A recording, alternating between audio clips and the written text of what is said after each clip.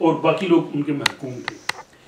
تیسری اگزامپل حضرت شعیب علیہ السلام کی قوم کی ہے کہ وہ ماپ تول میں بددیانتی کرتے تھے، سرمایہ داری نظام تھا اور مذہب اور معاملات میں دو رنگی تھی، اور وہ ماپ تول میں صرف وہ چیزوں کے تولنے میں ہی بددیانتی نہیں کرتے تھے بلکہ وہ افراد کی بھی اہمیت نہیں ہوتی تھی کہ جو معاشرے میں جو اچھا فرد ہے اور جو نکمہ ہے اس کو بھی ویسے ہی تولتے۔ جسے اقبال نے بھی کہا کہ جمہوریت ایک طرز حکومت ہے کہ جس میں بندوں کو گنا کرتے ہیں تولا نہیں کرتے۔ تو یہ میرے ذہن میں جسٹ ابھی آیا۔ اس کے بعد قوم لوط ہے کہ جس کی جنسی بے راہ روی کی وجہ سے وہ تباہی کا شکار ہوئی، اور اس کے بعد قوم عاد ہے کہ جو غلط نظام کی وجہ سے جبر و استبداد کی حکومت کی وجہ سے تباہ ہوئی۔ تو قرآن نے یہ 5-6 ایگزامپلز دے کے اپنے جو میسج ہے اس کو سمجھایا ہے کہ ان قوموں نے اس دور میں یہ کیا جس کی وجہ سے وہ تباہ ہوئی، اور اگر آنے والی بھی کی کوئی قوم کسی وقت بھی یہ کرے گی تو نتائج وہی ہوں گے، جس میں پھر وہ قوم فرعون بھی ہے کہ جس میں استبداد ملوکیت تھا اور فریب مذہبی پیشوائیت تھا اور خون شامی قارونیت تھی۔ یہ 3 فیکٹرز قوم فرعون میں تھے۔ پھر دین خداوندی کو مذہب بنایا بنی اسرائیل نے، اور اس کے بعد جب ہم اسلام کی طرف اب ہم آئیں گے تو سب سے پہلے ہم دیکھیں گے کہ جو خلافت کی بجائے ملوکیت 30 سال کے بعد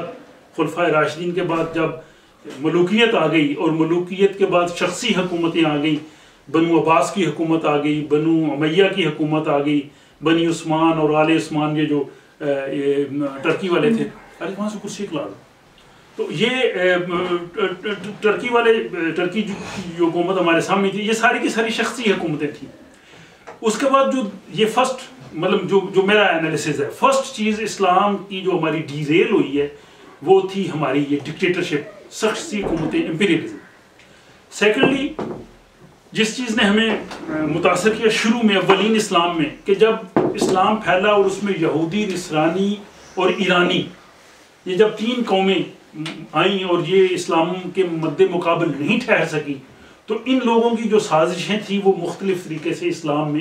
کو ان کا سامنا کرنا پڑا، اور پھر بہت سے لوگ جب فتح مکہ کے بعد وہ مسلمان ہو گئے تو وہ جو ان کی نسلی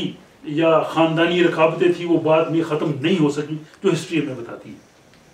اور اس میں ہمارے 3 خلفاء کی شہادتیں، حضرت عمر کی، حضرت عثمان کی، حضرت علی کی شہادتیں بھی ہمارے سامنے ہیں۔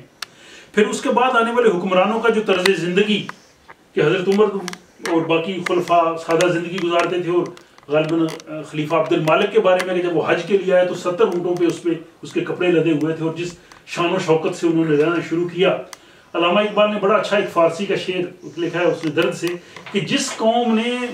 نسلی تعصب کا اور ملوکیت کا خاتمہ کیا، کچھ ہی عرصے بعد وہی قوم جو تھی وہ ملوکیت کو اپنا کے شکار ہوگی۔ اس کے بعد